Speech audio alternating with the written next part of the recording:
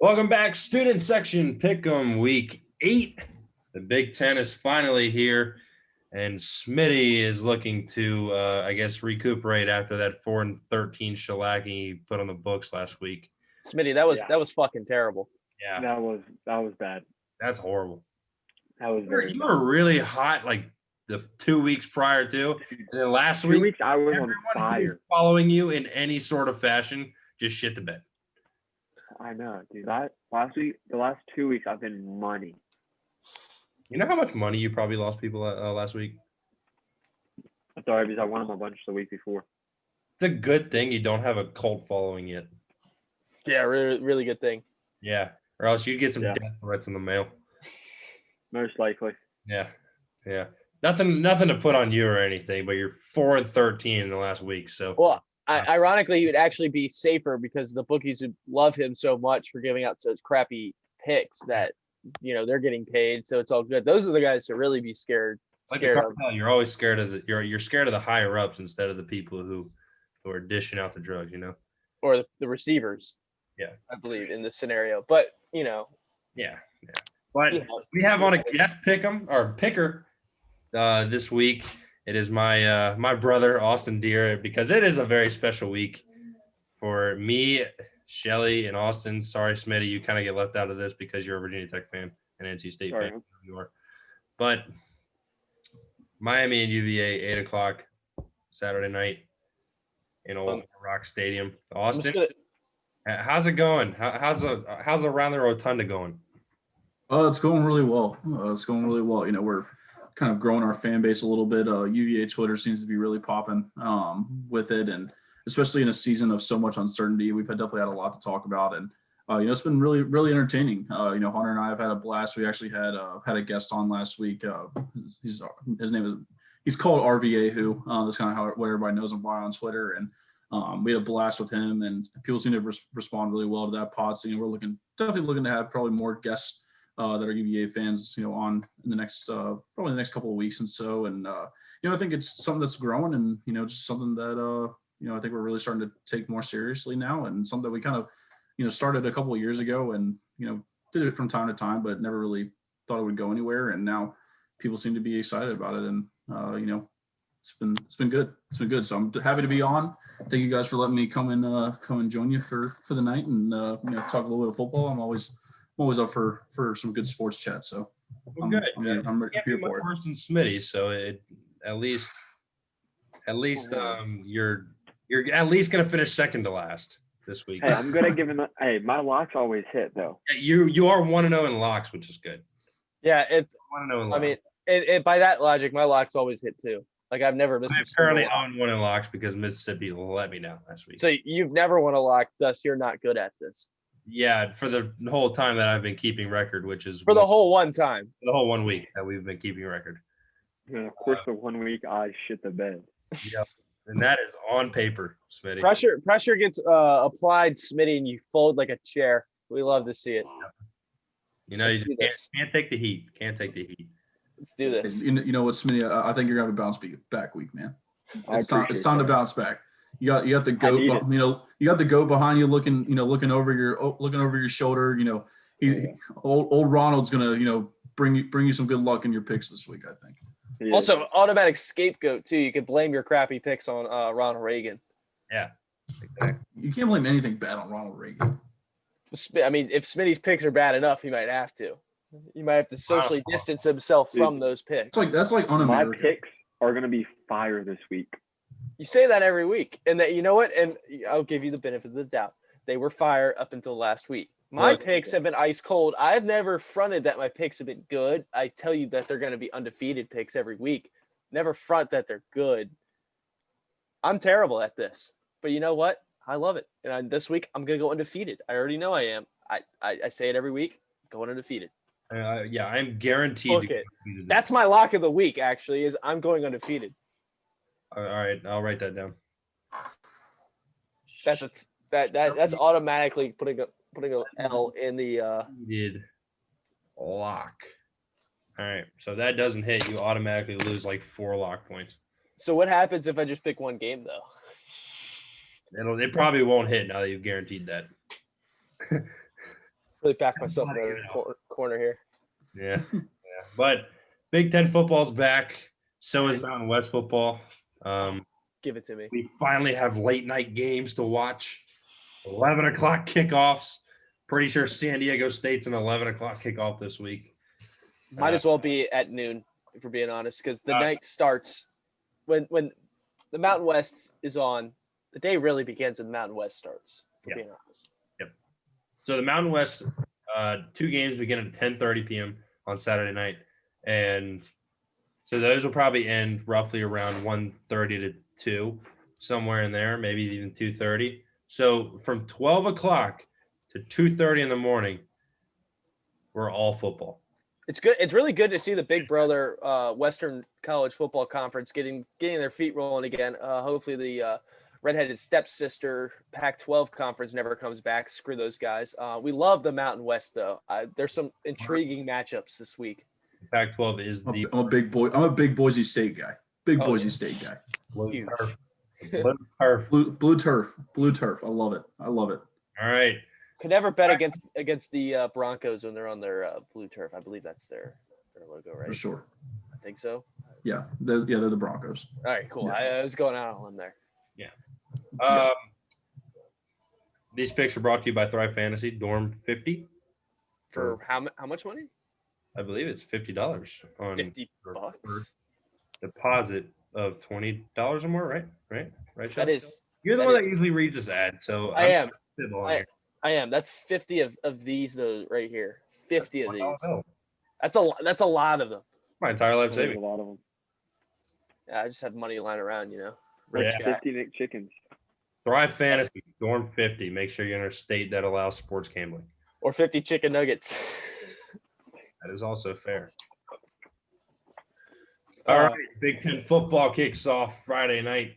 Illinois travels to Wisconsin. Illinois is a 19.5-point dog on the road, and the over-under is 51. Shelly, we're going to start with you, then we'll go to Austin, then Smitty, and then I'll wrap it up. Shelly, hit me with it.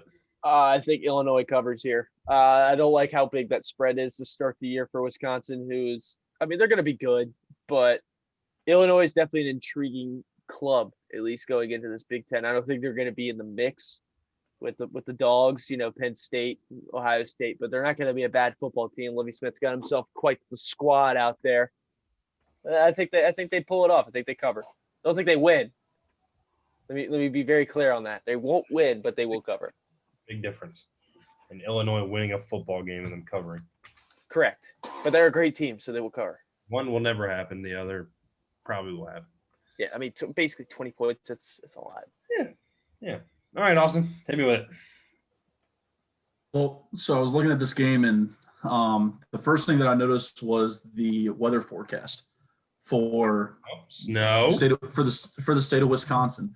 No, it's supposed to rain. Oh, So in Minnesota, I got happy. So let me tell you, Wisconsin is a ground and pound football team. Okay, they run the football. They play great defense. This game favors Wisconsin all the way. Illinois took it to Wisconsin last year, beat them 24-23 in a close game, and upset Wisconsin when they had no business beating them. Wisconsin responds. I think they will cover the 19.5. I think Wisconsin's going to come out hungry because I think they have a lot of high expectations for this team this year, and I expect them to start the season the right way. The rain plays right in their favor, and Illinois is not going to be any match. Smitty, I know you're about to come out with some bullshit pick to open it up. No, not yet. Not yet. All right. I'm on the road to recovery. Money line, aren't you? I'm on the road to get some wins up this week. So I'm going to go Illinois, like Shell, to cover. 19.5 is a lot. And if Wisconsin puts up 20 points, all right, I'm riding Wisconsin for the rest of the year. Just like I did the Cajuns, baby. Well, that didn't ride too well at the third game of the season. 3 games. It happens. You were riding that Louisiana squad to the end, though. I'll give you credit. I'm still riding them. So three of the wheels have fallen off that car, and Smitty's still trying to get it to start. Like he took the engine out, and he's still trying to get it to start. Yeah. It's been stripped. There's like one seat left. Smitty's got it reserved. Doesn't even have the key in his hand. He's using like a stick he found to like get it in the. Oh man, I love the dedication though. I love it. Got to ride it out. I'm gonna roll with Shelly and Smitty here. I'm going Illinois to cover 19.5. I probably like the under, but I'm not gonna put it on my card here. My big point for this: Illinois beat Wisconsin with Jonathan Taylor. Without Jonathan Taylor, what happens? We have no idea what this Wisconsin team is going to do. No idea. It's a rainy day. Not a lot of points are going to be scored. These two teams aren't made to score a lot of points. And first game of the season, there's still a lot of kinks to work out. And I think it's going to be at least it'll probably be about a 2-score game. I think Wisconsin will win by probably around 14. Keep it in there and probably walk away with a 14-0 victory knowing Wisconsin football. That's still covering those, so we're Gucci with that. I really wish they could have put like a better game on Friday Night Football to open the Big Ten season. I mean, Wisconsin is definitely an intriguing team, though. It's not like they're putting two slouches in there. Yeah, like two, like I don't want to call it Illinois, Maryland, and Northwestern. Yeah, that just like would not be. I mean, obviously we'd probably still watch, but at the same time, it's like that's not something that'll, stir the pot like a Wisconsin Illinois. Isn't that low key kind of a rivalry too? I don't know. I'm not gonna. It's not a big one, but if it is, I mean, every game's a rivalry game at this point now. Illinois was good for like all of like 2 years. Yeah. They were relevant for a little bit. Yeah. All right, Louisiana and UAB. Smitty, your Raging Cajuns. Louisiana is the dogs in this one, actually. No, I believe they're favorite. Yeah, they're favorite. Excuse me. Yeah, -2. Look at the wrong game. Louisiana's favored by 2. Actually, the line has moved up to 3 since I wrote these picks down this afternoon. The over-under is 50 in this one. Shelly, do the Raging Cajuns come back and avenge their loss? After thinking long and hard about this and seeing the passion that Smitty has for the Louisiana Lafayette Raging Cajuns and how determined he is for this team to be good. No Blazers, baby. I know you're doing it. And how much it would hurt him for me to go with University of Alabama at Birmingham, a program that has been resurrected from the dead. They were written off. They were literally canceled. Like when people talk about getting canceled, they were literally canceled. That's why I'm taking them. I'm taking the Blazers, baby. I want them. Give it to me. I love it. I also made that pick just to just to stir the pot with Smitty. Oh, hey, that's all right. I know Smitty. I know where Smitty's going. I've already written it down. Austin, UAB or Louisiana? This one is such a toss-up. I think these are both very solid football teams. Louisiana opened some eyes when they knocked off Iowa State at Iowa State. But I think Iowa State, we have found, is a little overrated this year. Don't forget about the Chanticleers. I like the over under set at 50. I kind of like the over in this. I think we could see a possible high scoring game. UAB's defense I think is a little bit better than Louisiana's, but they still give up. I think they're giving up nearly 187 rushing yards a game. So that's a lot. I think both of these offenses could see a lot of success. I like UAB at home, so I'm going to go ahead and go with the Blazers. Taking the win on this, but honestly, it could really go either way. I like it. Let's go. Let's go. I like that. I like that. We got 2 on the Blazers. Blazers. Go Blazers. Screw you, Smitty. Go Blazers.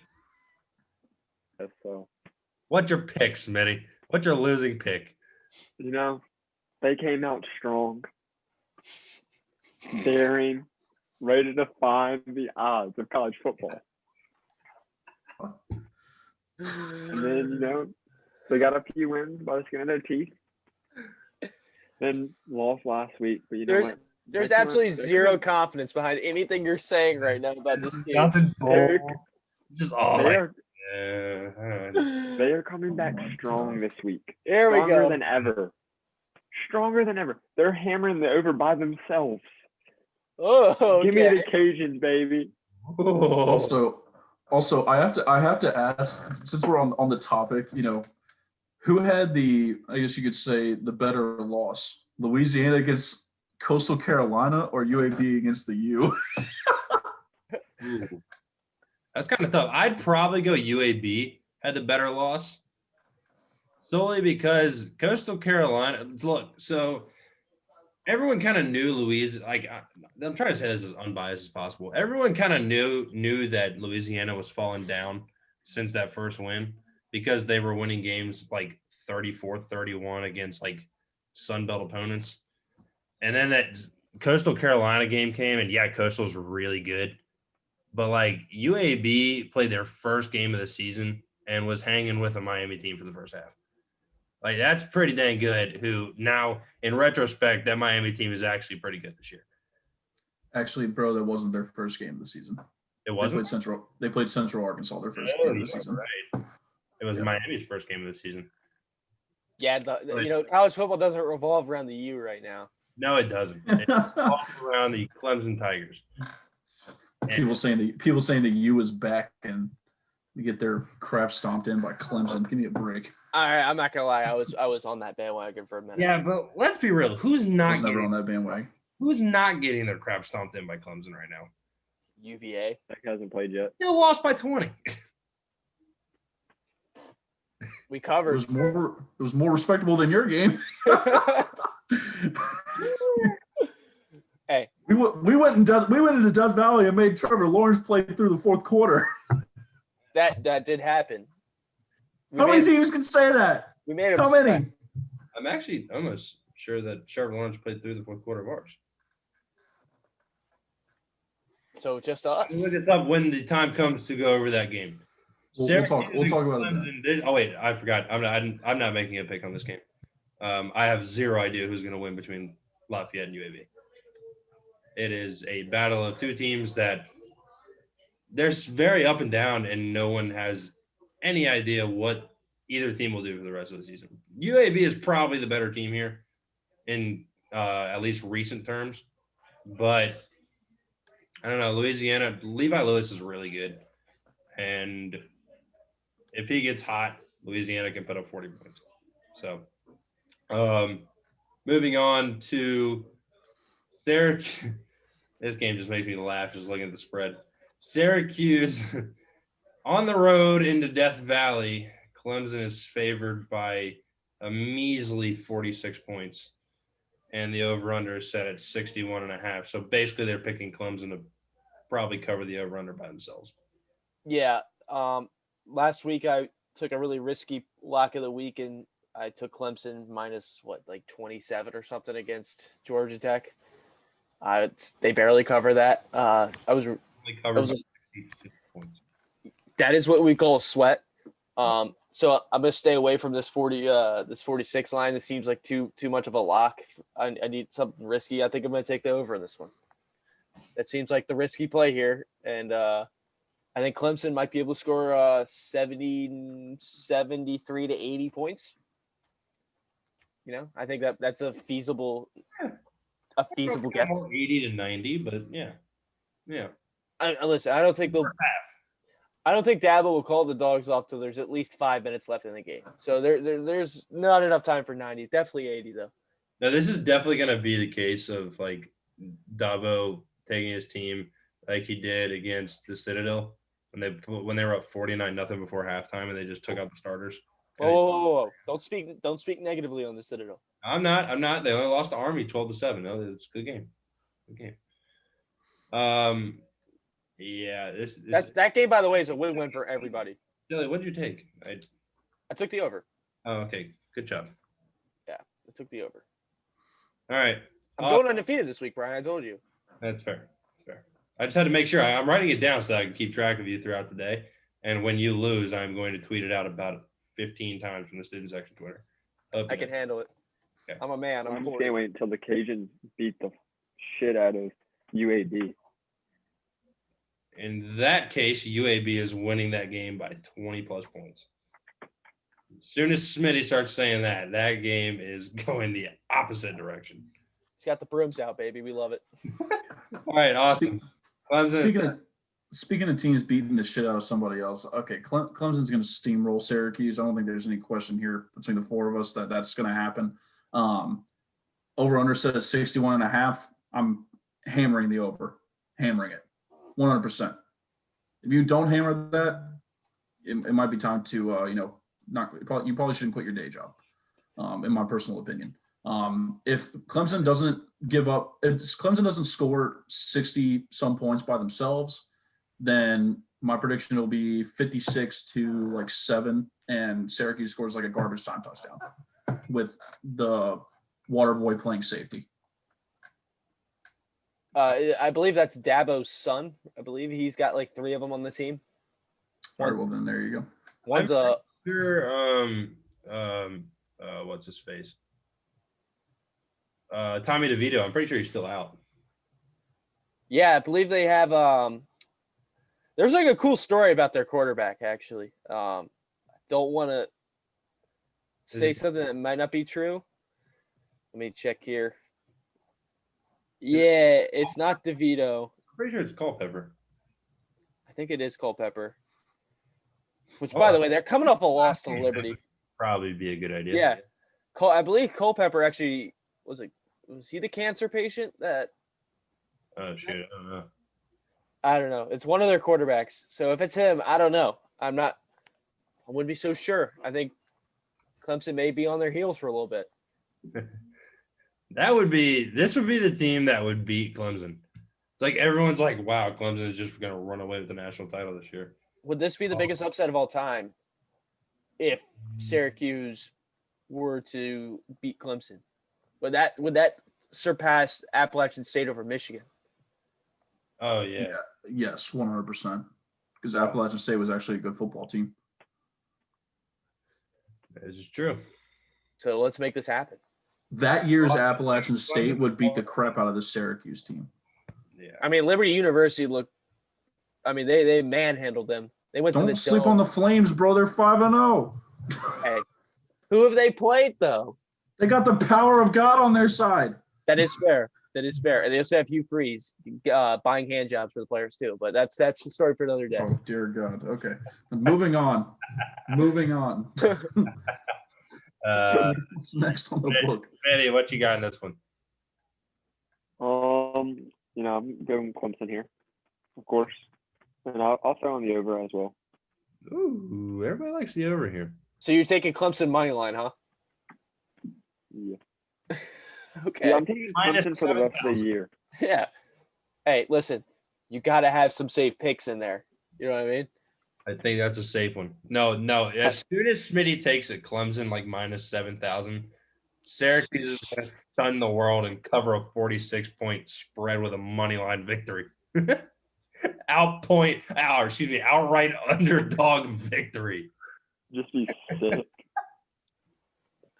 The college football world would be sick. The ACC would be sick. This is our one out with getting a team in the playoff now. We still have Notre Dame. It's okay. We still have Notre Dame. No. Oh my God! Don't even get me started on that. Move on. No. North Carolina. Yeah. Well, no, they weren't going to be in it. They weren't going to be in it anyway. Yeah. Tex got it. Yeah. Okay. I really hate doing this since the other 3 of y'all are on it, but I like the over in this one as well. I think Clemson's going to put up about 65 points themselves. There's some things in this world that are guarantees. Death, taxes, and Clemson beating the shit out of anybody with an ACC logo on their jersey. Yes. We love this. We love to see it. If you're not the team that's getting whooped on. Hey, as a wise man once said, life's too short to bet the under. Correct.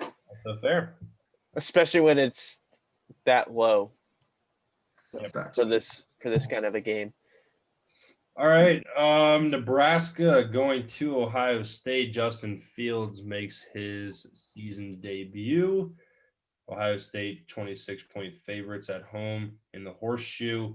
Over under 67.5. Shelley. All right. I've been hearing a lot about Nebraska football. Way too much, to be honest. They're way too relevant. They are more relevant than they deserve to be.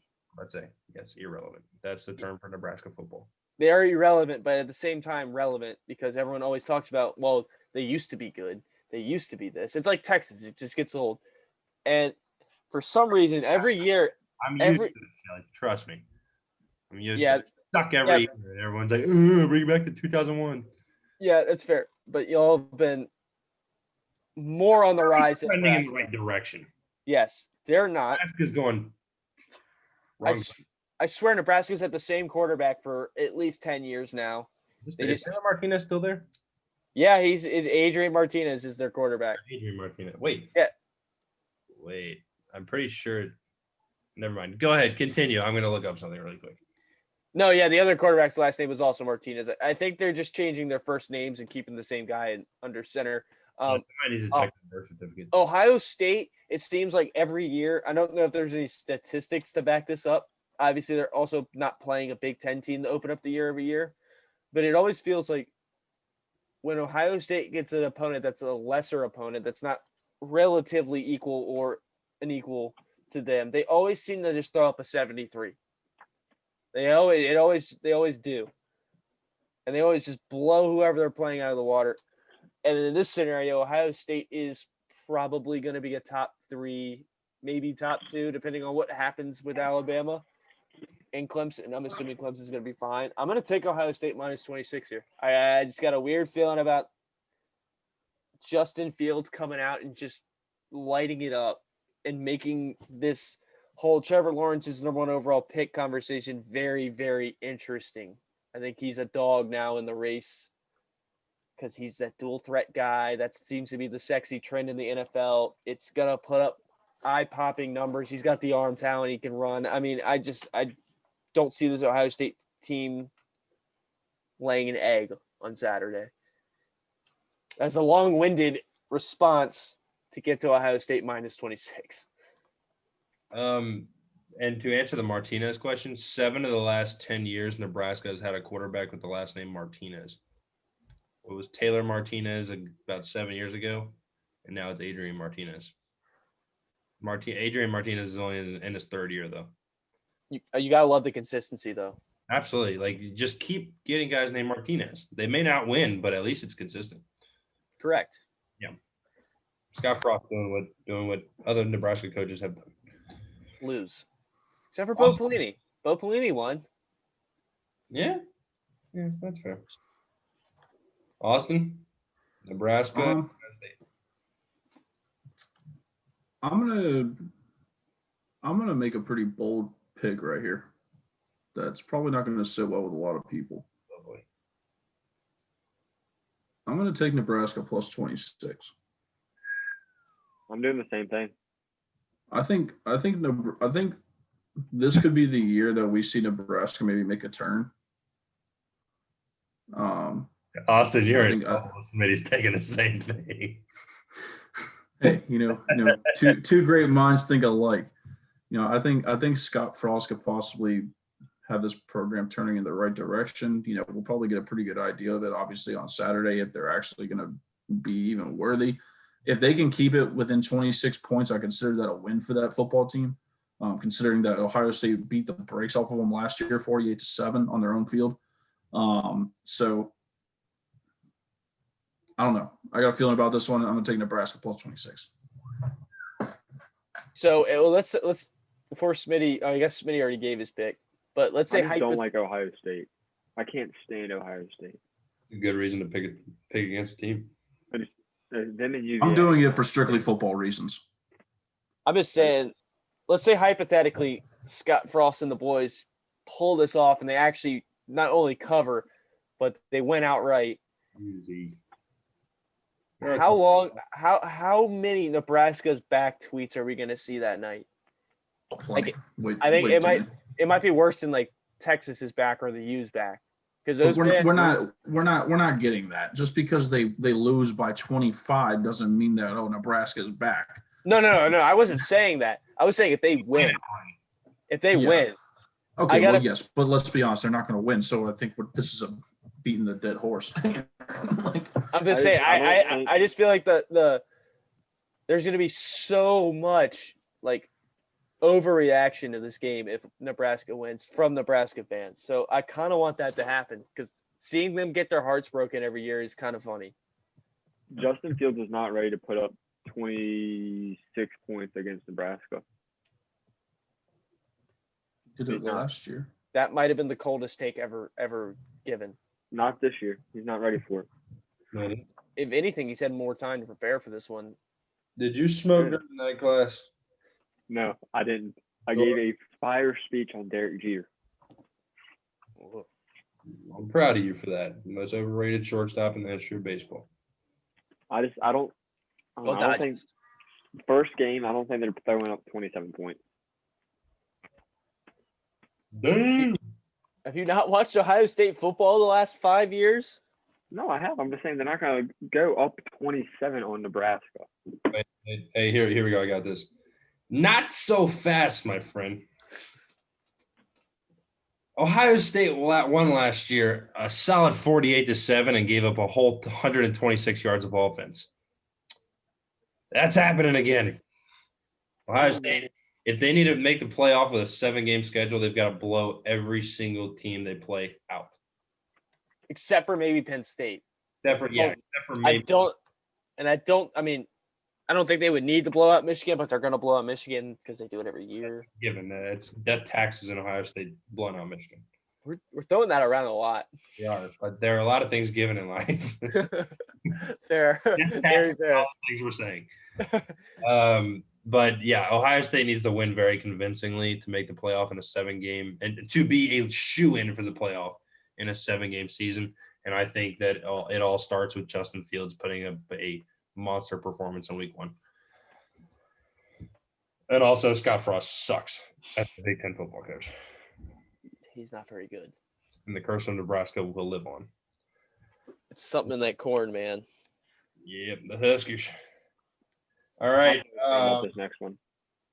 Auburn, -3 on the road at Ole Miss. Lane Kiffin had his team rolling on the offense, and then they just stalled against Arkansas, who seems to be kind of good right now. And Shelly, yes, I'm going to keep throwing around that word with Arkansas until they actually win something. Wow. And then Auburn's trending in the very wrong direction right now. Bo Nix stinks. They're having fights on the sidelines. Gus Malzahn probably will lose his job after this year. Shelly, head us off. I'm staying the hell away from this game. Okay. If Auburn wasn't such a mess, seeing them at -3 against this Ole Miss team, yes, that Ole Miss offense is pretty dynamic and it's going to be a problem for years to come in this SEC. I would be all over it, but because of the uncertainty, because of the poor play from Bo Nix, it seems like there's a team mutiny going on right now. I don't trust Auburn. I really don't. So I'm staying away. I agree. Okay. Austin? This is actually my lock right here. Oh. I'm taking Ole Miss +3, and Run the Rebels! I'm hammering that shit. Hammering it. I love it. Auburn is a dumpster fire right now. Absolute dumpster fire. They got all sorts of problems there. You know what, Austin? I'm taking Ole Miss. Ole Miss is feeling it. You know what? So what? Yeah, they didn't quite get it together against Arkansas, but man, Lane Kiffin, watching that offense is a thing of beauty. And I'm telling you right now, Ole Miss hammering it +3. That's my lock of the week. You know what? I'm hopping on that with you now. I love that. I love that energy from that pick. I'm on it. I'm on running it. Rebels, baby. The running Rebels. I'm on it. Because they running all over them SEC defenses. They just can't stop any SEC offense. Oh yeah, no, their defense is god awful, but Lord, they got some offense. But the thing is, Auburn doesn't have the offense to keep up. That's the problem. That's the problem with them. They don't have the offense to keep up. There it is. Smitty, I know who you're going with, but hit us with it anyway. Ole Miss, baby. Run the Rebels. Run the Rebels. I'm rolling the Rebels. Auburn's offensive line sucks. They don't know how to block. And I think Ole Miss will pull this one out easily. Where did you get that hat from? Oldroad.com. Nice. Oh, yeah, damn right. Hotty toddy. All y'all took Ole Miss +3. Check this out. Ole Miss money line, baby. Ole Miss money line. They can't lose by 2. They can't lose by 1. They're winning. And they're going to win in convincing fashion this week. I think Ole Miss is bouncing back. What's the better value right now?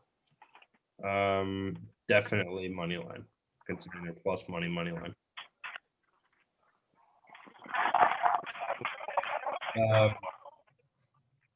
My one note that I wrote for this game was all aboard the Lane train.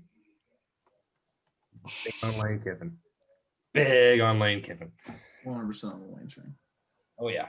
All right, moving on. Oklahoma on the road at TCU. Oklahoma's -6.5 in this one. And the over/under is 60, which seems really low, and I wonder what Vegas knows. I'm taking the over simply because Big 12. I'm going to go ahead and throw this out. I'm taking Oklahoma -6.5 and the over. I'm just throwing it out there and just getting it away so it stop. So that 60 is stop. Will stop just sitting on my brain because it just seems way too low. Awesome.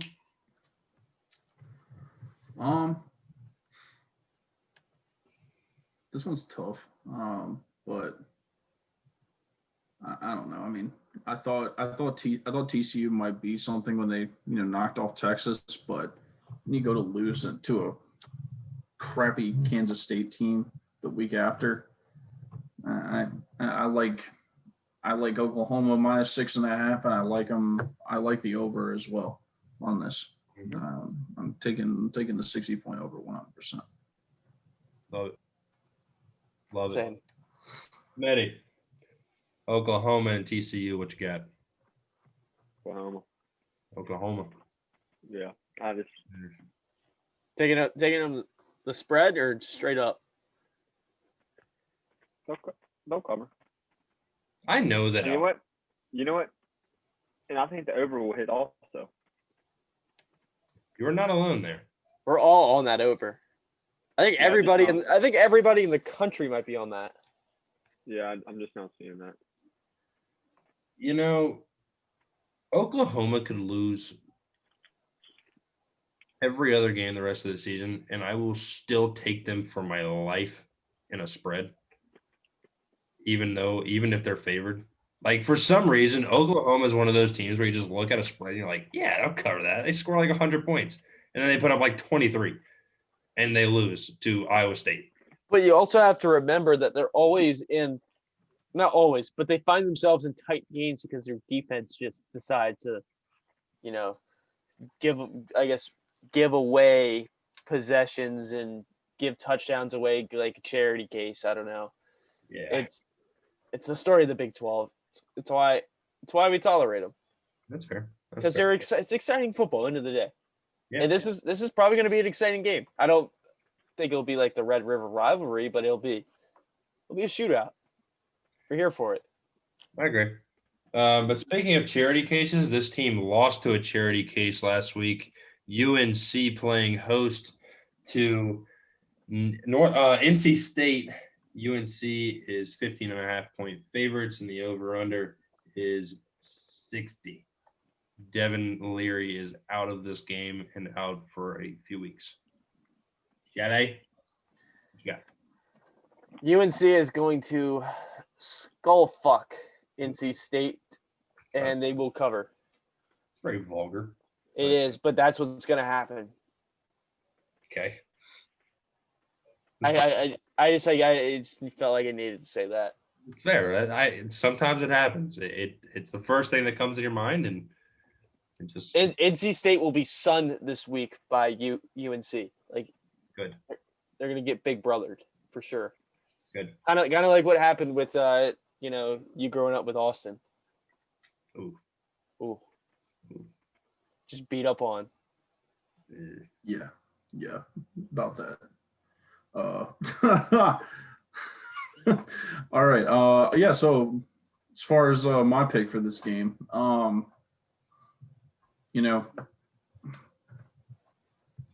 is coming off a loss against Florida State. Florida State's really bad, and I question if they might be worse than NC State without Devin Leary, but that might be a bit of a reach. I think UNC is going to come into this game pissed off, especially for them being at home. I think that'll play into their favor, playing on their home turf. Obviously, there's not very many fans in the stands, so it's probably doesn't matter at all, but so much. But something about playing on your own home field, I think, just makes a difference in the game. I'm not going to take them to cover. I'm more just going to take UNC money line.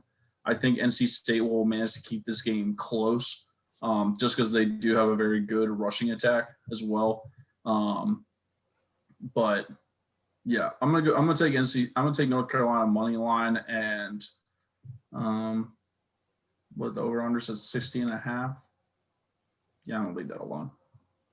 So would you use this as as part of a parlay? As part of a parlay?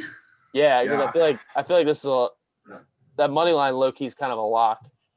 I have 2 questions. 2 answers. And well, let me answer before you answer your questions. Let me answer Sultan's first, or Shelly. No, I would not take this as part of a parlay, especially with UNC being so questionable as to actually how good this team is. I really don't think they're all that good, considering they lost to Florida State last week. And $150 to win $10. So for me, no, don't put this as part of a parlay. This game's way up in the air. Yeah, they don't have Devin Leary, so probably a good chance UNC is going to win. But I don't like this game enough to put it part of a parlay. I'm just thinking for the guys out there like Smitty that like to make 15-team parlays. Just looking out for those guys. Then yeah, if that's the case, then yeah, by all means, put the game on it for UNC. All right, Brian, what's your question? Well, now my question got narrowed down to 1. And Smitty, what the hell are you eating? Chicken spring rolls. Oh, you love it. Make your pick. I said this last week after he got hurt. NC State season's over with. They're done. They're going to lose every single game the rest of the year. They're winning this. I'm taking UNC. Damn it. And UNC covers. Damn it. You said the rest of the year? UNC beat Tech. So that's another reason I'm going UNC. Bro, they still got Syracuse left to play. You think they're going to lose to the Qs? Most likely, yes.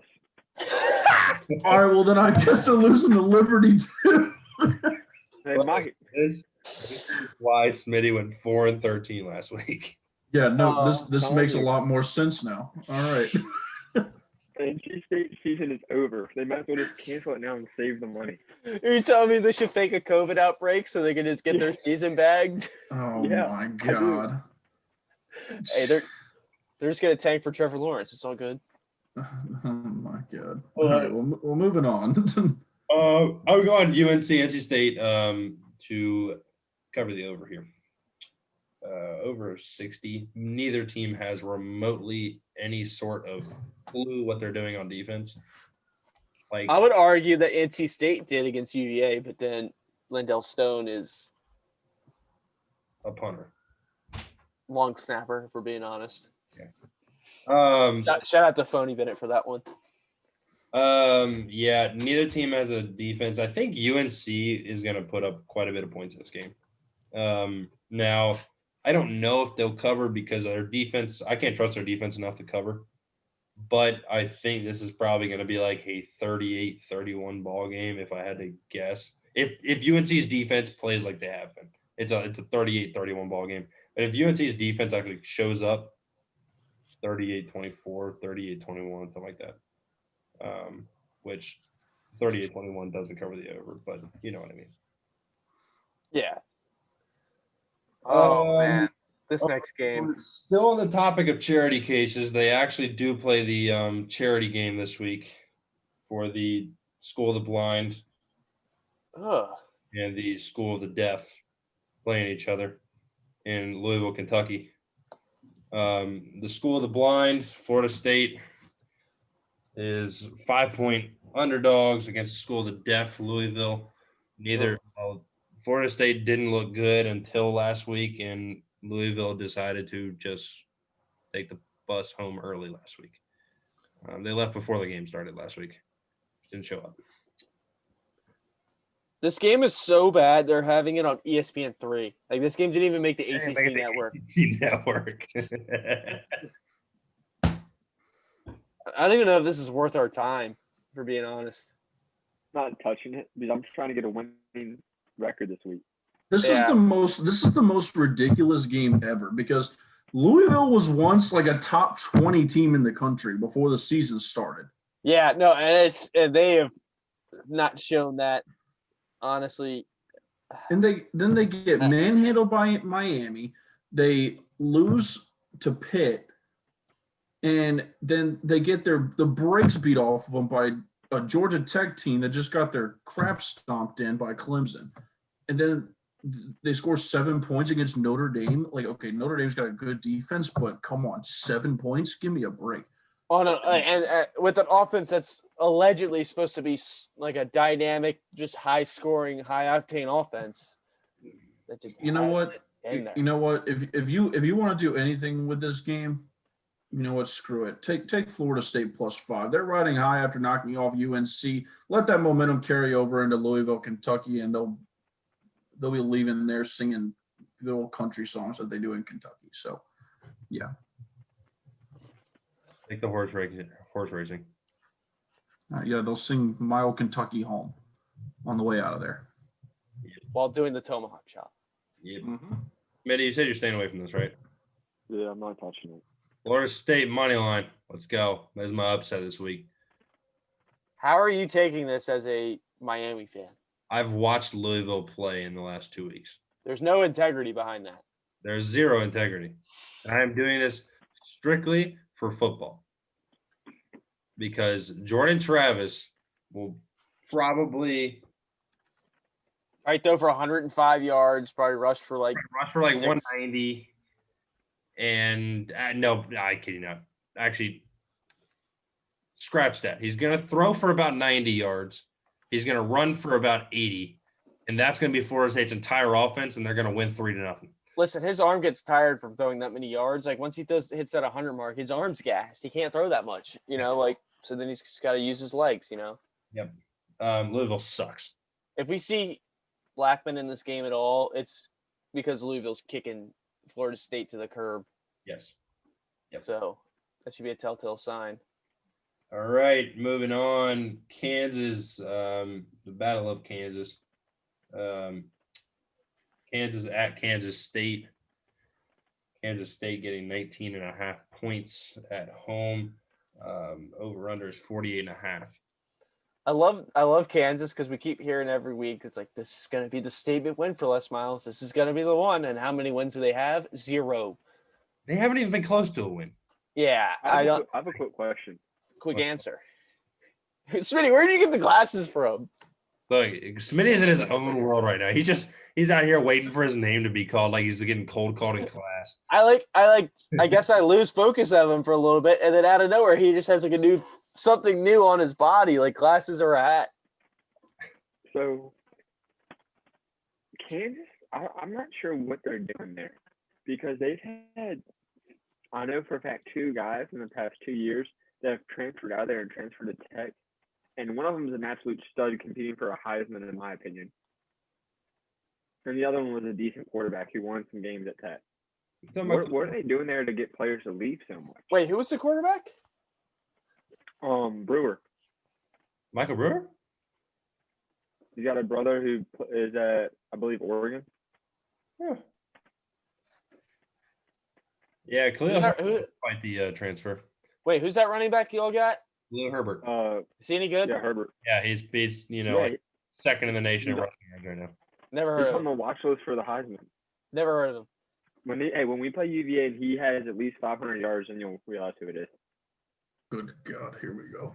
I don't know who you're referring to, but he sounds like a nice fellow. Seems like a great student athlete, Sure, he does a lot of class work,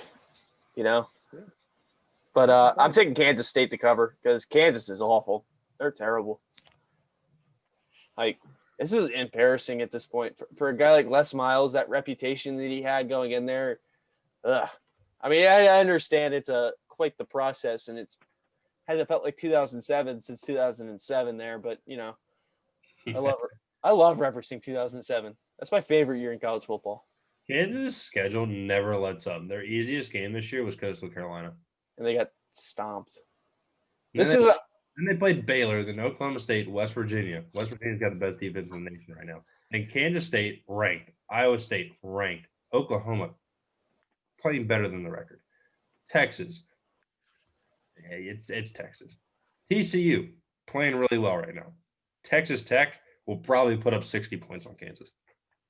Yeah, That sucks. They need to get out of there for football. Go independent. Something. Yeah. All right, awesome. Your pick. So Kansas so far has played Coastal Carolina, Baylor, Oklahoma State, and West Virginia. All pretty respectable football teams. And it's not going to be a damn thing. Kansas State minus 20. Can't argue that logic. No, you can't. It doesn't mean shit. Professor Smitty. Your pick. No, You're gonna do it. I know you are. I'm jumping on the train here. No. I'm going Kansas State. Oh, okay. I thought you were about to do something completely radical and go Kansas. Shell, I'm on the uprising this week. I can't be doing out of pocket stuff until next week when I'm off.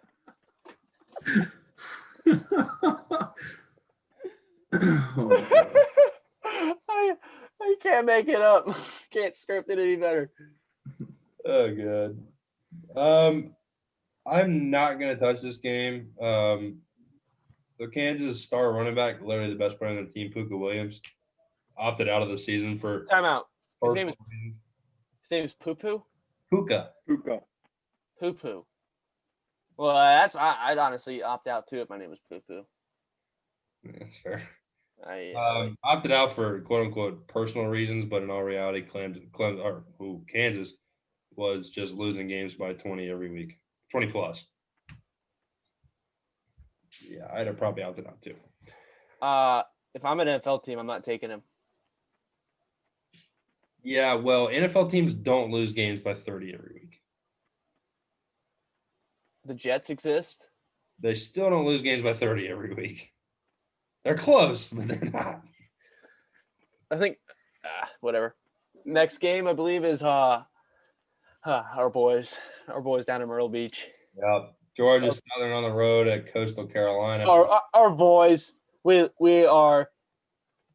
love them. We love the Chanticleers. -5.5. Give it to me. Yep. They're so like Shelly said, they're 5.5 point favorites, and the over under is 52. So Shelly's rolling with Coastal. The Chanticleers. Austin, how about you?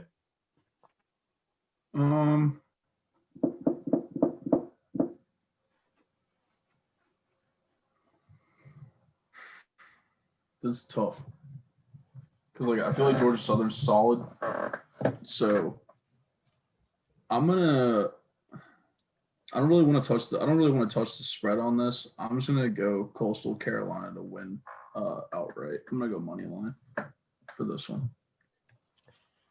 I do want to point out that Coastal Carolina has a big statement win this year against Kansas. Solid Congratulations. Club. So does everybody else. Solid club in their own right. You should have said that Coastal Carolina has a big statement win against Les Miles this year. That would have been more of a powerful statement. Coastal Carolina's win against the Raging Cajuns meant more than the one against Kansas. That is an arguable statement. They Casey Jones the Raging Cajun season. Took it right off the tracks. Yeah, give me Coastal Carolina money line. I'm staying away from the spread on this. All right, Smitty, please pick Georgia Southern. So the way I'm looking at this game is the Raging Cajuns beat Georgia Southern. Coastal beat the Raging Cajuns. I'm jumping on Coastal.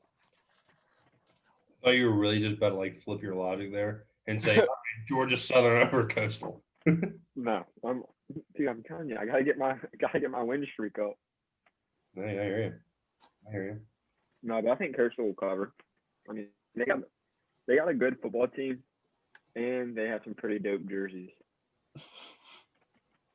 I thought Smitty was gonna do something crazy like Louisiana beat Georgia Southern and Coastal beat Louisiana, and the weather in Myrtle Beach is going to be sunny and 75, and the high tide will be coming at like 3 p.m. and something like a ridiculous rabbit trail explanation to pick Georgia Southern, but he didn't. I'm kind of upset.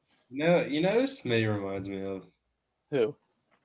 It reminds me of the girl that always takes her March Madness bracket and picks each team based on her favorite colors. So like a blue and red team. She likes blue more than that's black and yellow, and so she picks the team that's blue and moves them on to the next round.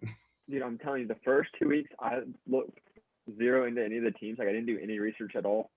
Best 2 weeks of my life. Last week I did like research and shit, like stuff, and I won 4 games. So what you're saying is your gut is better than a computer. Yes. I love it. I respect that, honestly. I love it. I'm going Coastal too.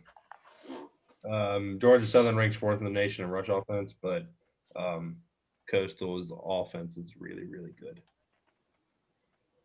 And Georgia Southern turns the ball over more than every other triple option offense in the country, and that's going to be a problem. Playing on that blue turf or that teal turf. Never know what'll happen. All right. Our boys over at Marshall hosting an FAU. The Lane Train's former squad.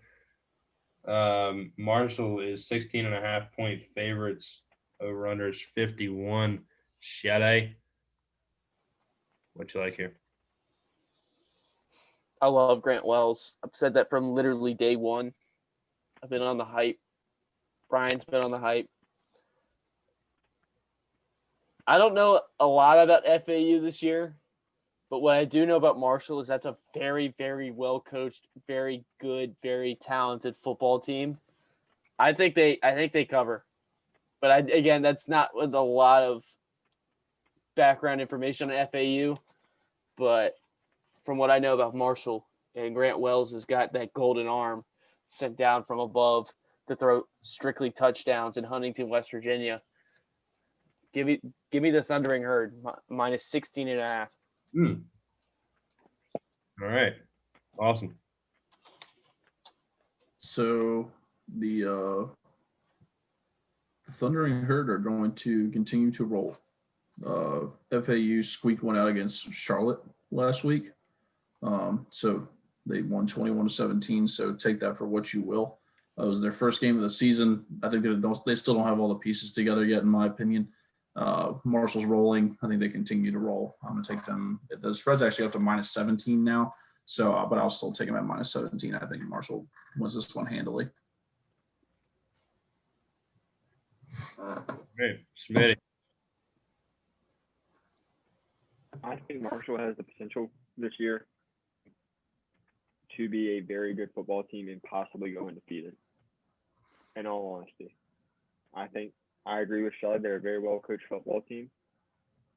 And the Thundering Herd over the Owls, I'd be more afraid of a Thundering Herd. I'm going Marshall, and they're covering. Oh my God. I'm just moving on. I'm staying away from this. I'm just moving on. I don't even.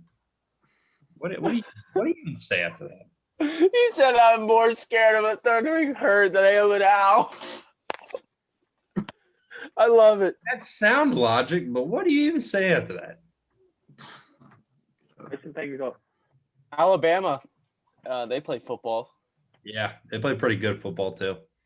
Yes. Yeah, they do. Tennessee doesn't play They're on the football. road against Rocky Top. Not giving like 98, I can tell you that. Don't really need it. Yeah. I don't really need a whole lot of an explanation here, Bama, to cover. Alabama. Mac Jones. Najee Harris. Yep. That's all I really need to say. Yeah, Tennessee completely overrated, overhyped, just like every year ever. Every year. This isn't even close. They beat up on South Carolina and Missouri. Congratulations. The two bottom feeders of the SEC, and then you get your crap kicked in by Georgia, which sure, that's respectable. But 34-7 against Kentucky. Give me a freaking break. No, absolutely not. Alabama hammers the -21 spread. And, yeah. Roll Tide, baby. Roll Tide.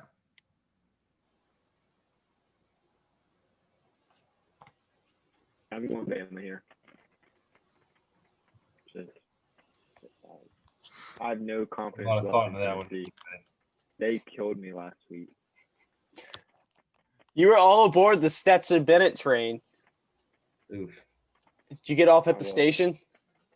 No, I'm still on it. Hey, he played his ass off the first half of the season. He was bound to have a bad game. Fair. I wouldn't necessarily say it was a bad game. More so, he just got exposed. Yeah. No, it was too much hype for him, and he just cracked. That's all it was. Listen, he thought that he only had to play half a game, and then he could go back to the frat party that he's a proud serving member of fraternity at the University of Georgia, because he's a frat god. That's Stetson Bennett. Absolutely. He's a frat god that can throw a football pretty far. Yep. You ride up enough, you can make it to the frat by halftime. All right. Well, I'm going to make this quick for time's sake. Bama -21 is my lock of the week, and here's why. Tennessee is falling apart. Bama offense is 5th in the nation in total offense per game, 393 yards passing per game, and that is 2nd in the nation. Mac Jones is the first quarterback in Alabama football history to throw for 400-plus yards in 3 straight games. Kids on the Heisman watch. I think that stat's funny, just because of the great names like Greg McElroy, AJ McCarron, like those great quarterbacks. They just never panned out to be anything. That Tua guy was okay. It's probably the worst. It's probably the worst of the 3. Yeah. Battle of defense is what seems. Notre Dame and Pitt. Notre Dame on the road at Heinz Field.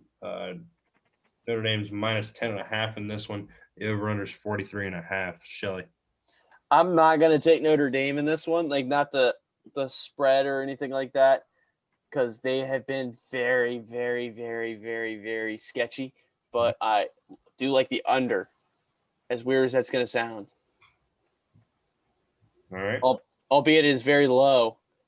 It is very low. 43.5 is really low. I just don't. This Pittsburgh offense is absolutely awful, and the Notre Dame defense is good. But the Notre Dame offense has left a lot to be desired, especially with a veteran like Ian Book under center, who's proving day by day, game by game, he is not quite what we believe him to be.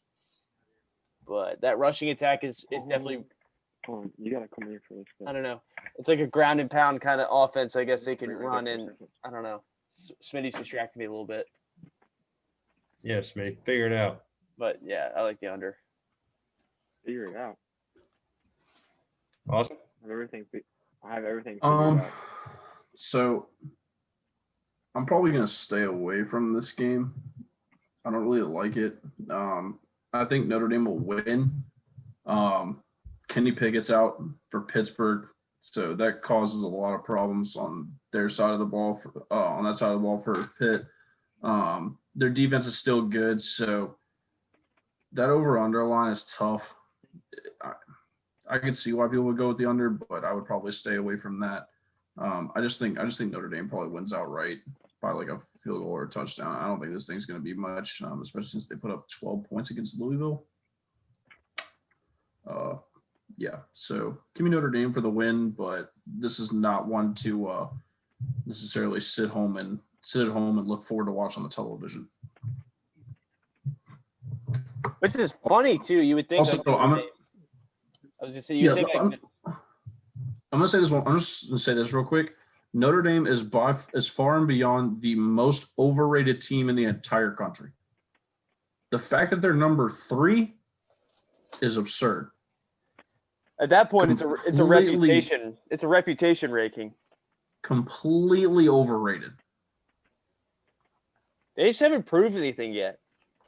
Like I still think they could be a really really good team. I don't see them being better than Bama or Clemson or even Ohio State, but they just haven't proved that they're even a top 5 team yet.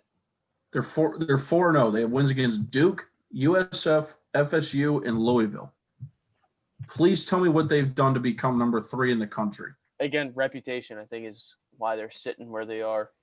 It's a joke. It's a joke. I'm done talking about this game. I'm tired of it already.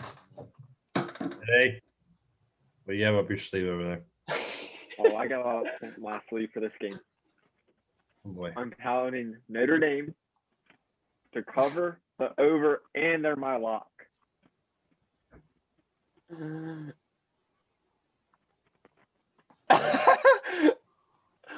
Dame put up 12 points against Louisville, and they're locked the next week. It's a new team, and I have some insider information from my colleagues. What, that they're going to score more than 12 points this week? Yeah. Oh, good. I guess in theory, if they score 12 and allow 0, they cover. Exactly. Fair point. So I am not a follower, I will say.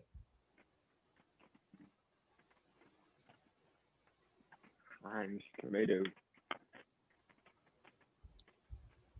Where are they playing this week? In Pittsburgh. Oh, Heinz Field.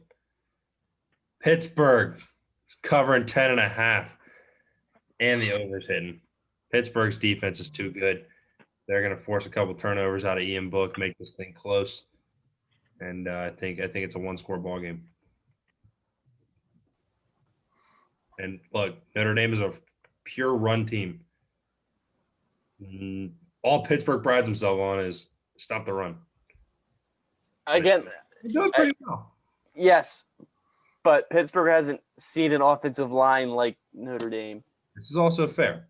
So, and this is why it's called gambling. Is Correct. because, well, you make a pick and you just really hope it's right. Agreed. Yeah. But this really is going to be a defensive battle. Pitt's 7th in total yards allowed, and Notre Dame is 11th in the nation.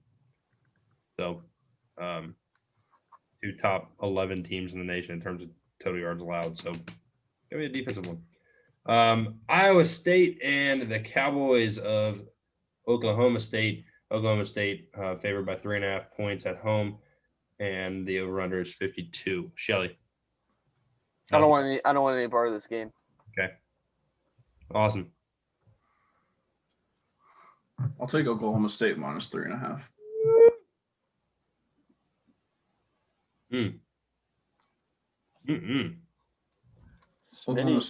Oklahoma State takes care of business.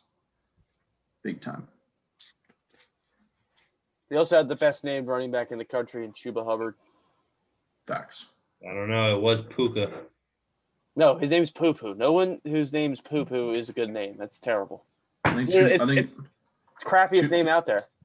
Chuba Hubbard runs all over Iowa State, in my opinion. I think it could really. I think this game could possibly get out of hand. In my personal opinion, I seriously think this game could get out of hand. I think 3.5 is an extremely generous spread, and the only reason it's 3.5 is because Iowa State beat Oklahoma, and Oklahoma. For all you Oklahoma fans out there, hate to say it, they're not that good this year. So I'm going Oklahoma State to more than good enough cover the spread. Smitty. I'm riding the Iowa State train again this week with Brock Purdy. Yep. That's all? Yep, that's all I have. All right. Well, boys.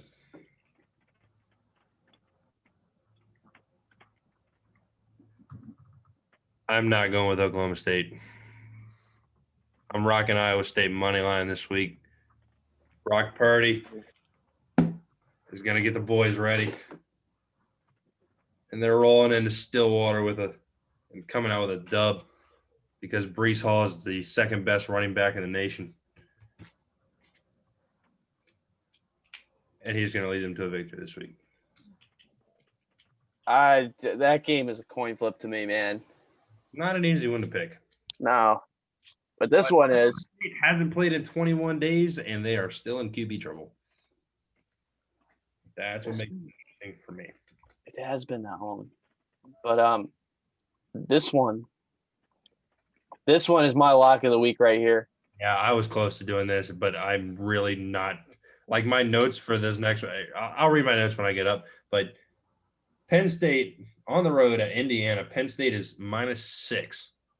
I remember at the beginning of the week when this line came out and we were discussing it and we thought it was a misprint. Yeah, it's like, what? Yeah, it was like, why is it? I mean, I get that they're going on the road. I get that it's the first game of the year. But Indiana is not a very good football team. They're okay at best. And Penn State is a team that legitimately has college football playoff hopes. I think if Penn State's ultimate goal is to get to the college football playoff, that's not a reach. That's a team that is a one big win against Ohio State away from being in it. Yep. Let's be honest, because a Big Ten team is going to have a better shot at getting in than, I guess a Pac-12. Not really. Really a Big 12 team at this point. Yeah, honestly, yeah. I think a Penn State gets in over a Big 12 team that plays a full 10 games. Yep. I just don't see them not winning by at least 30. I don't know. I mean, obviously that's a steep number, but like -6, it feels really low. Maybe they know something we don't. Fighting Hoosiers, bro, are not going to come freaking close to winning this game. Yep. Hammering Penn State -6. And I think the good old karma of the Ronnie Walker situation that only UVA fans know real well will come back to bite the Hoosiers this weekend. That was ridiculous. Yeah. So Penn State, give me all of it. James Franklin's going to start off his bid for a college football playoff well this weekend. And, I like the Nittany Lions. Bring it on. Get down with that all day. Smitty. This is a game that I don't really know too much about both of the teams. One's but I'm gonna go Penn. Yeah, I'm gonna go Penn State just because you hear about them a lot more last year in the past than you have Indiana. Smitty, use this logic so you sound a little better. Penn State is a top 10 team. Indiana is not ranked. Yeah, I mean, Indiana hasn't played yet. They might come out and surprise us. Neither is Penn State. So what are you taking here? Are you taking Penn State? Yeah, I'm taking Penn State. All right. I'm ready for my out of pocket pick of the week. It's coming up pretty soon. Oh boy. I can't wait. my one note for this game was, what does Vegas know? Yeah, that's. I'm making it my lock. What 15 starters for Penn State are out or something? Like what's going on with this spread? I've got Penn State -6. Maybe they just made it so that they could make, money. Oh, by the way, the over/under, since I wrote this down this afternoon, I wrote it down at 58.5. It is now already up to 62. Yeah, it's gonna be under. Crazy. All right, moving on. Virginia Tech and Wake Forest. Virginia Tech is a 9-point favorite. The over/under 68.5. Shelly. I do this every week. I know you do. I do it every week. Not every week. I don't care. I will continue to do this every week. I despise every aspect of what Virginia Tech football stands for. Worst fan base in sports. A team that has an identity that literally was stolen. Their identity, their team motto was literally stolen from their rivals across the state who appended him and ended a miserable 15 years of my existence. I'm taking Wake Forest +9 simply because fuck you, Virginia Tech. But also that defense is very suspect. Yes. And they might find themselves in a shootout. And shootouts become coin flips if you're not careful. And this one, at least Wake Forest showed me last week they can score. They can score. I don't know. I'm taking this solely because I hate Virginia Tech. Yeah. There's nothing really more to it. I can't justify it more than that. Yep. All right, Austin. So, obviously I despise Virginia Tech as well. But I'm not making this pick as a biased fan. So I'm going to take Wake Forest +9 and would even go as far to say that maybe taking the money line for Wake Forest might not be a bad pick. I think they continue their I think they dominate Virginia teams this year, to be honest with you. Not so to say dominate, because Virginia Tech's a better football team than Virginia is this year, as much as I hate saying that. I mean, listen, when you're paying your talent, you're going to be. But okay, let's get out of that now. I like Wake Forest +9. Might even go as far as say money line. Virginia Tech loses a game every year that they're not supposed to lose. This is the one. So I'm taking Wake Forest in this game. I hope if they do win this, Virginia Tech, I hope their one game that they're supposed to lose or they're supposed to win, but they lose is the Commonwealth Cup. I'd be cool with that. Well, obviously, yes. That'd be great. That'd be ideal. For sure. What if they come into that game undefeated and we beat them? I don't know that would honestly. That is impossible for them to come into that game undefeated. Excuse me. Because they haven't actually lost one loss. One loss. They haven't one loss. Excuse me. One loss. They don't lose a single game for the rest of the way. They've got one loss and they're riding high, and we beat them. I can't wait to just drink Smitty's tears. I'm a huge fan of Sam Hartman. He's just he's a baller. He controls it off. He runs that offense well. Wake is a smart football team. And my only concern is their rush defense is extremely poor. Probably one of the worst in the nation. So with the best running back in the country coming in. So Khalil Herbert could have a very big day.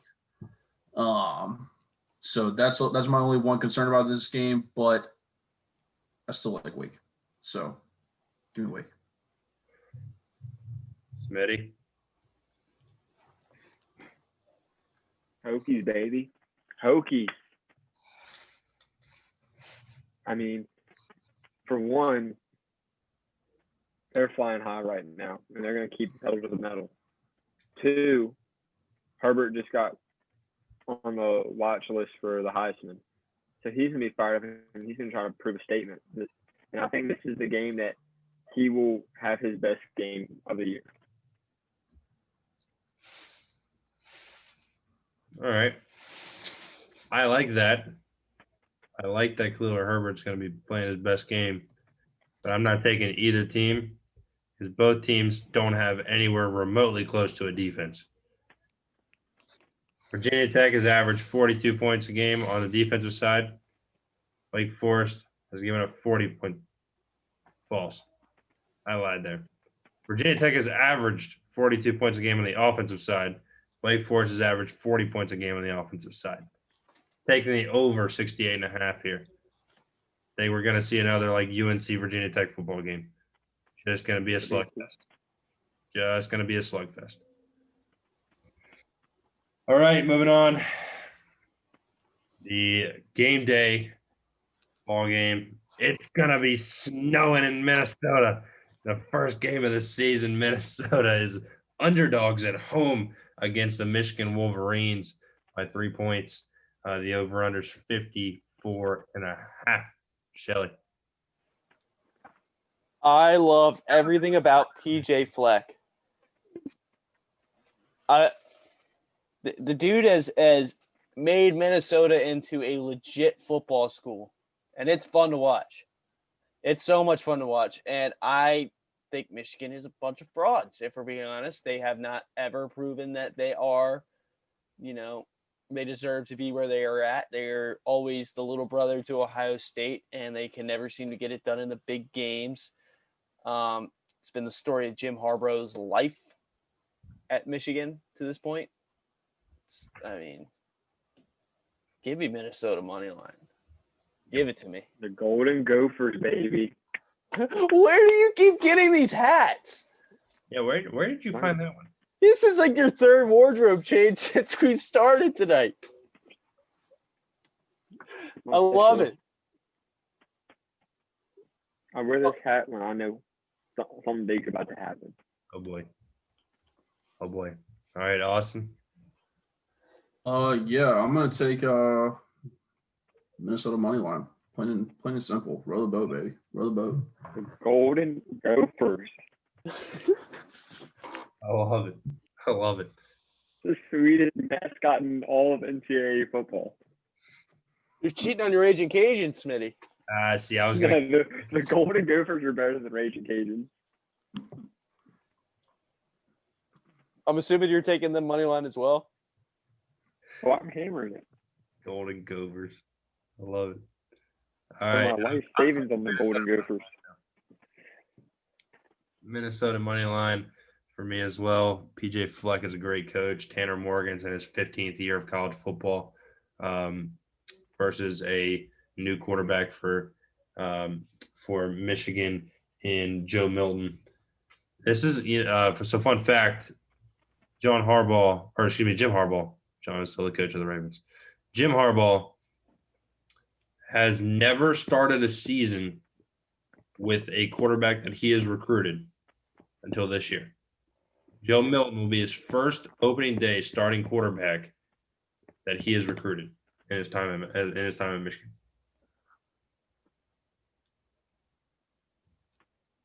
Interesting. I actually did not know that. Not that has really anything to do with the game. I just thought it was kind of cool. I was researching today. I found that out. All right. This is the big one.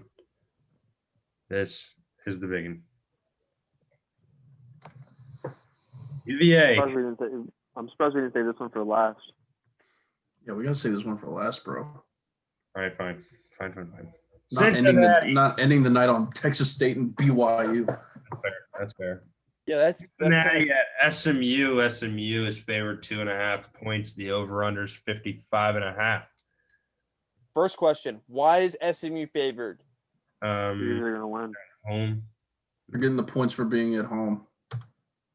All right. So basically, what you're seeing here is Vegas sees these two teams as equal.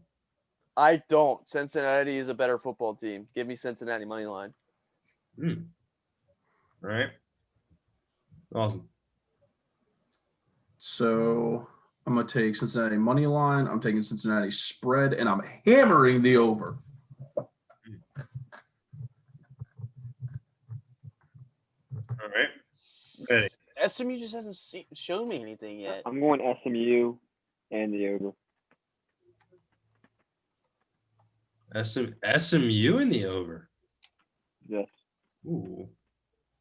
I like that game against Tulane. Like, yes, they put up the points, but that's not a great Tulane team, and they let Tulane stick around. It's just that left a really bad taste in my mouth, personally. I guess Smitty's seeing something I'm not. Maybe he's seeing those sweet Dallas jerseys that they might be rocking. I don't know. Those jerseys are pretty cool, though. I'll give them that. Yeah, that's pretty dope. So look, the world's on Cincinnati. And the line moved the other direction. That's what we call a stinky line. I learned that from the great Tim Murray that came on here and picked with us. He knew Florida was not going to win that ball game because the world was on Florida and the line moved in Texas A&M's favor. What happened? Texas A&M won that football game. Everyone in their mother in the public is on Cincinnati. The other direction, the line moved. SMU is going to win this football game and cover. Oh, yeah, Brian. It's going against the public. SMU is winning it. SMU is winning it. All right. Last one of the night, Texas State at BYU, minus 28.5 is BYU. The over-under is 59.5. Is BYU like scheduling like D2 schools? Practically, except for like 2 weeks. Just give me BYU the spread because Texas State probably doesn't deserve to even be in the same room. This is going to be ugly. Yeah. This will be a fun one to watch late, though. Yeah. Nice 10-15 start. Good. Zach Wilson is phenomenal. Yeah. Yep. All right. Awesome. I feel bad that Texas State even has to go play this game, quite frankly. BYU is going to beat the ever-loving dog shit out of this team. Yep. I think it's even there's a potential there that they could hit that 28.5 spread by halftime. That's a bold move on my part, probably. Yeah, I really like BYU in this game. They definitely cover. This team is just flat out nasty, dude. Watching them play, Zach Wilson. I don't think enough people are talking about him, to be honest. All the hype surrounding Trevor Lawrence and Justin Fields and whatnot. This guy has all the pieces to be a very solid NFL quarterback, in my opinion. So yeah, there's that. Brigham Young with the dub. All right. Easy dub. Ready. I'm jumping on the train with everybody else. Texas State. I have no business buying them. Yeah, it ain't gonna be pretty. I'm not gonna touch it. I'm staying away from BYU here. BYU has come out slow in their last 2 games. Only beat UTSA by 7 and was down until the fourth quarter against Houston. Texas State should not cover, but I just don't like it. I'm not taking it. Not taking it. All right, Austin. Let's do something completely irrational right here. Smitty, I'm gonna let you go first on this one. Miami hosting UVA. Miami is 12.5 point favorites. The over-under is 58.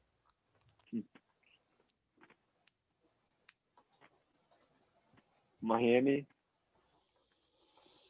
cover easily in the bag.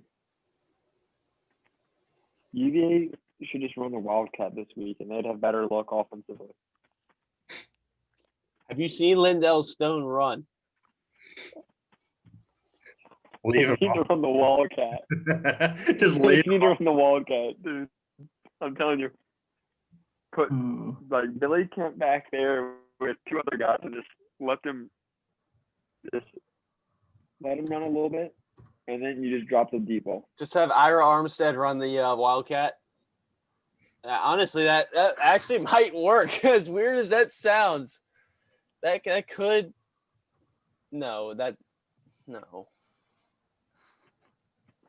good. All right, this is the real football analyst speaking here. This one might get ugly, but let me get completely rational real quick. Let me tell you why I think UVA is going to win this game outright. Let me explain to you the situation here, Brian. There's a man. I can't tell this. There's a 6'7" man that plays wide receiver at UVA. Basketball for y'all because the football team's not worth shit. Listen, he is a giant among giants. He has commonly been referred to as the third Twin Tower. He is that tall. Didn't the first two get taken down? Well, he's the one that remained, right? I think that was a very bad reference. That was bad. Oh my! Y'all might want to delete that. Okay, he's the second Empire State Building. He's like the Chrysler Building, but taller. Okay. His name is Lavelle Davis Jr. He's the X factor in this game. All right. Oh, gunslinger Uncle Rico Lindell Stone has to do is just huck the football like this in his direction, maybe a little higher than normal. I'm going to personally send my own collection to Stickum so that he has his gloves all lathered up, ready to go for this one. Definitely going to give Wayne Telepapa some I'm going to throw his shoes up on the power line, hopefully get some like Michael Jordan, like Mike kind of scenario here. We're going to need magic to win this game, like literal magic, like Harry Potter type shit, to even, sniff Miami's jockstrap, but I think we've got a chance. Yeah, we're fucked. We're fucked. Was he hurt last week? What's that? Was Davis Jr. hurt last week? To be honest, Because he had 0 receptions against Wake Forest. It doesn't matter. Lindell Stone's quarterback. It don't matter. I love the guy because he's been with the program forever. Seems like a great guy. Just not an ACC quarterback. Just not. Austin, you want to go ahead? Where's your irrational piece? So I'm not going to be irrational here. That's my job. This Miami covers the 12.5. But there was some intriguing news that came out just recently. Apparently, Brennan Armstrong practiced today. Oh, boy. Oh, this changes everything. This changes everything. Armstrong doesn't mean that he's playing. No. All I'm saying is that he practiced today. Armstrong gets not as Virginia starting QB. Latest news on ESPN. Who got it? Brendan Armstrong. Okay. He's the start. He was the starting QB, but I'm back. That was at the beginning of the year. Yeah, I did not put a timetable on that one. Yeah, that's on me. Yeah. Okay. Sorry. So yeah, Brennan Armstrong practiced today. Doesn't matter. That's all I need. There's been no official word as to whether or not that he has necessarily cleared concussion protocols. So whether or not he plays this weekend, I don't know. Quite frankly, I don't think it's going to make much of a difference. Miami hits the 12.5 spread. UVA's secondary has been subpar at the most. They're not turning the ball over. I think this one gets ugly quick, in my opinion. Can I add something now that I know that Brendan Armstrong is going to be starting on Saturday? Because he will. You're saying that UVA money line. Okay, here we go. That's all I needed to hear. Several high-level college football analysts in my head have commonly referred to as Brennan Armstrong as the second coming of Tim Tebow. And what did he do? Good God. Because not only is he left-handed, not only does he believe in our Lord and Savior Jesus Christ, he also has the running ability of Tim Tebow. He could change the game like Tim Tebow. He is Tim Tebow in my eyes. I love everything that he does. He's gritty. He's not afraid to, get rocked and get back up. He went down to Death Valley, stared, Dabo Sweeney. He said, "What you got, son? I'm gonna show you what's good." And he held his own. He went head to head with Trevor Lawrence, and he held his own as a first-year starter. Not a lot of third-year, fourth-year starters can say that they've done that. He did. We're winning this game by at least a touchdown, maybe a field goal as well. We're taking this game outright. We are going into Hard Rock and finishing what we couldn't do 2 years ago. I guess now would this be 3? This will be last year. No, when was the year? Oh no, it was the It was 2017 when we beat you like 41-23. Yeah, it's gonna be it's we're going back to revenge what happened in 2017. We couldn't get it done. It was a hell of a game, at least for the first half. But this is the year where we go in there, we shock the football world, and we're back. But in all honesty, Miami they're gonna kill us. It's gonna be bad. I've tried. I like the Clemson game. I at least had this is a trap game. They could be overlooking us, and we did okay. We had a respectable performance in a 20-point plus loss, but yeah, this Miami team is gonna pound UVA. You want to hear my one take on this game? Let's hear it. If Brennan Armstrong doesn't play, UVA quarterbacks are number 36, 60, 98, and 99. That's not a recipe for success when you've got those numbers behind center. Well, listen, you got to earn your numbers in a program, something that, Those guy's been there for 8 years.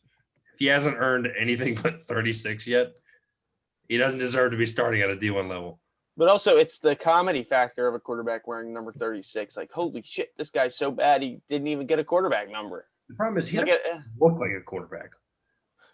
He doesn't even fit any sort of profile of he legitimately looks like someone went out into the hills of Charlottesville and picked him up out of some one room shack and threw him in a football uniform. Like, that is legitimately what he looks like. Yeah. Like, he's got the build of a lumberjack. He's got the hair of a hermit. Like, he honestly is the embodiment of the 4-3-4. And I love it, but at the same time, he can't sling the rock. You need to go. I do want to see some more Ira Armstead, though. He intrigues me. I feel like this is a game where if we're just going to say, screw it, let's see what happens, maybe run some more packages with him under center. I don't know. But yeah, this might be a long Saturday night. Yeah, I've got Miami to cover this one. UVA has given up 38-plus points in the last 3 games. And Miami's got a fast, high-powered offense. This might not be fun for UVA if Miami can click. Miami doesn't click, it's going to be a close game like it is almost every year. But if UVA lets King run the ball and Miami's tight ends have their way, this ball game could get to about 40-17 pretty quickly. But we shall see Saturday night. I need Snowden to have 8 sacks, and maybe Manny Alonso with the strip sack, maybe a rumble fumble touchdown. I don't know. That'd be pretty dope. Yeah, I hear you. Maybe we bust out a turnover chain or something, or some illegal benefits or something. I don't know. Yeah. Like a car, Brendan Armstrong throws a touchdown, gets a free car. I don't know. That'd be pretty cool. Right. It's gonna listen. It'll be a friendly competition between 2 good institutions. Yep. That's what college football is all about. an hour and a half later, we finally have our picks in. Austin, thanks for joining us. We can't wait to see how bad Smitty does this week. As he left. The sad part is most of his picks are like very similar to ours. So yeah, so we're either all gonna have a really bad day or we're gonna have a really good day. We can't make fun of Smitty anymore. well, we can, and we are. Never mind. We'll get to that later. But Thanks for having me on, guys. I appreciate it. absolutely. We will see you all next week.